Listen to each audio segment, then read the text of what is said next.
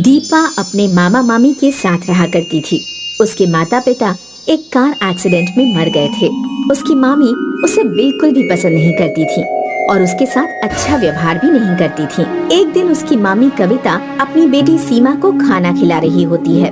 ले बेटा सीमा, तूने सुबह से कुछ नहीं खाया है, ले बादाम वाला दूध पी ले। माँ, अभी तो मैंने जूस पिया था, सुबह से खा ही तो रही हूँ, और कितना खिलाओगी?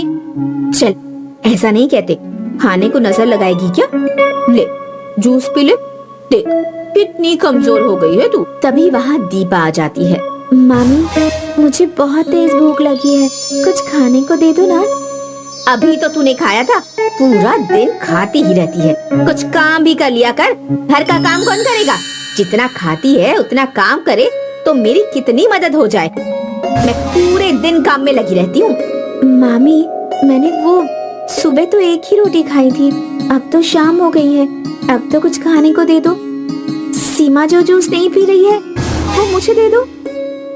हाँ तो सुबह खाया था ना, जा रात की 2 रोटी रखी होगी उसे खा ले। और रही जूस की बात, शक्ल देखी है अपनी, जूस पीने के लायक नहीं है तू। दीपा उदास मन से चल देती है तो कविता उसे आवाज लगाती है। दीपा सुन, पास की दुकान से 5 किलो चावल ले आ। मामी, वो तो बहुत भारी होंगे, मैं अकेले कैसे लेकर आऊंगी? मुझसे तो वो उठेंगे भी नहीं। खाने को तो सबसे पहले तैयार रहती है, तुझसे 5 किलो चावल नहीं उठेंगे? जा लेकर आ, मुझे नहीं पता, कुछ भी कर पर लेकर आ। दीपा चावलों को उठाकर जैसे तैसे घर पहुंचती है और कविता को लाकर दे देती है। कविता चावलों को देखती है, ये चावल लेकर आई है, कितने बेकार चावल हैं, इनको बनने में कितना समय लग जाएगा? एक काम भी तुझसे ढंग से नहीं होता।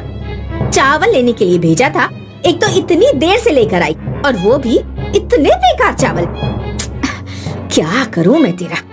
कविता उसको एक जोरदार थप्पड़ मारती है। दीपा रोने लग जाती है। तभी उसके मामा किशोर आ जाते हैं। उसे रोता हुआ देखकर पूछते हैं, अरे भाग्यवान, क्यों मार रही हो इतनी छोटी सी बिन माँ की लड़की को? आखिर इसने किया क्या है? तुम बीच में ना ही पड़ो तो अच्छा है, हमेशा इसकी हिमायत करते रहते हो। आज इसको पूरे दिन खाना नहीं मिलेगा, जब भूखी रहेगी तब इसको पता चलेगा कि काम कैसे होता है। दीपा भूख से तड़पती है और शाम को उसे उसकी मामी बचा हुआ बासी खाना दे देती है, जिसे खाकर वह सो जाती है। एक दिन कविता उसे किसी काम से बाजार ले जाती है और उसे बाजार में अकेला छोड़कर चली आती है। दीपा को घर का रास्ता पता नहीं होता तो वह उस बाजार में भटक जाती है। उसी वक्त एक कबाड़ी वाले पर कुछ कुत्ते भौंक रहे होते हैं तो दीपा उस कबाड़ी वाले की उन कुत्तों से रक्षा करती है। बहुत बहुत शुक्रिया बेटा, तुमने मेरी मदद की। शुक्रिया कैसा, ये तो मेरा कर्तव्य था। बेटा, तुम्हें मैंने यहाँ पहले कभी नहीं देखा, तुम यहाँ नहीं आई हो क्या? नहीं, मैं यहाँ रास्ता भूल गई हूँ और मेरी मामी मुझे बाजार में अकेला छोड़कर चली गई हैं। अब मेरा यहाँ कोई भी नहीं है। मेरे माता पिता एक कार एक्सीडेंट में मर गए थे। कोई बात नहीं बेटा, तुम मेरे साथ रहना। जैसे मैं कबाड़ बीन कर दिन गुजारता हूँ, तुम भी वैसा ही कर लेना, तुम्हारे भी दिन कट जाएंगे। दीपा उस कबाड़ी वाले के साथ रहने लग जाती है और कबाड़ बीनकर दिन गुजार रही होती है। तभी एक बार उसका सिर घूम जाता है और वह बेहोश होकर गिर जाती है। उसके साथ के कबाड़ी वाले उसे एक अस्पताल में पहुंचा देते हैं। इसका चेकअप करना होगा। कुछ देर बाद दीपा को होश आता है तो डॉक्टर दीपा से पूछते हैं, दीपा, क्या हुआ बेटा, तुम बेहोश क्यों हो गई थी? तुम तो अंदर से बहुत कमजोर हो, कुछ खाती पीती नहीं हो क्या? डॉक्टर साहब, पता नहीं, अचानक से सिर घूमा और मैं बेहोश हो गई। तुम्हारे माता पिता कोई है तुम्हारे साथ? किसके साथ रहती हो? नहीं, मेरा कोई नहीं है। वह अपनी सारी कहानी बताती है। कोई नहीं बेटा, आज से तुम इस कबाड़ का काम छोड़ दो और मेरे क्लिनिक में काम करो, इससे तुम पढ़ लिख कर एक अच्छी इंसान बनोगे। दीपा उनके क्लिनिक में काम करना शुरू कर देती है।